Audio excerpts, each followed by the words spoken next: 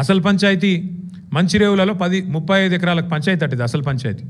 ముఖ్యమంత్రి గారి తమ్ముడు 20 ఎకరాలు తీసుకున్నాడట, ముంగట 15 ఎకరాలు కొండా సురేఖ గారి ఫ్యామిలీ తీసుకున్నదట. మొత్తం నాకు కావాలని ఇద్దరు కొట్లాడుకుంటున్నారు. అందులోకెళ్ళి ఎండోమెంట్ ల్యాండ్కి వెళ్ళి రోడీ అన్నట్టు.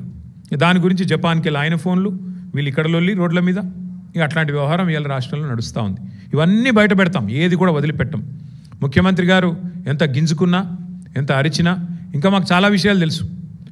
ముఖ్యమంత్రి గారికి నేను చెప్తా ఉన్నా మీడియా ద్వారా, నువ్వు శంకరా హిల్స్లో ఏం చేస్తున్నావో తెలుసు, నువ్వు సర్వే నెంబర్ 83లో ఏం చేయబోతున్నావో తెలుసు, మాకు అంతా సమాచారం ఉంది.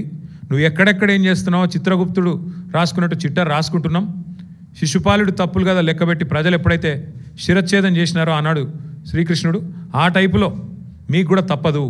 తప్పులు ఏవైతే చేస్తున్నారో అన్ని ప్రజలు లెక్క కడుతున్నారు, ప్రజలే మీకు శిక్ష వేస్తారు. మాకు అన్నీ కూడా సమాచారం అందుతూ ఉంది ఎప్పటికప్పుడు.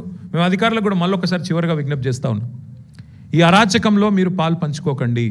ఇక్కడ జూపల్లి కృష్ణారావు, రేవంత్ రెడ్డి, ఆయన కొడుకు, ఈయన అల్లుడు, వాళ్ళ బాధల మీరు పోయి మీరు అనవసరంగా మీరు బలిపశువులు కాకండి. రోహిన్ రెడ్డి సుమంత్ పంచాయతీలో పారిశ్రామికవేత్తలు ఎవరైతే నలిగిపోతున్నారో పారిశ్రామికవేత్తలకు నేను విజ్ఞప్తి చేస్తూ ఉన్నా, ఈ అరాచకానికి అడ్డుకట్ట వేయాలంటే మీరు కూడా తప్పకుండా మాట్లాడాలి, మీరు కూడా బయటికి రావాలి.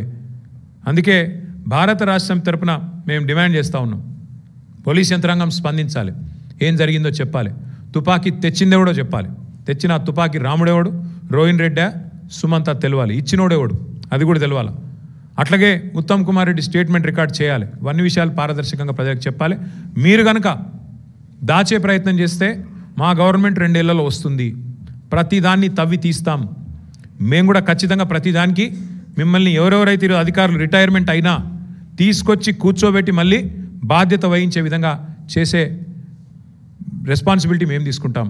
ఈ విషయం మర్చిపోవద్దు, దయచేసి అరాచకత్వానికి అండగా నిలవద్దు అధికారులకు కూడా చెప్తూ, తప్పకుండా అన్ని విషయాలు ప్రజాక్షేత్రంలో మీడియా కూడా ఎప్పటికప్పుడు బయట పెట్టాలని, ఈ అరాచక పర్వానికి అడ్డుకట్ట వేయాలని చెప్పి కూడా మిమ్మల్ని మీడియాను కూడా సహకరించాలని కోరుతూ ధన్యవాదాలు.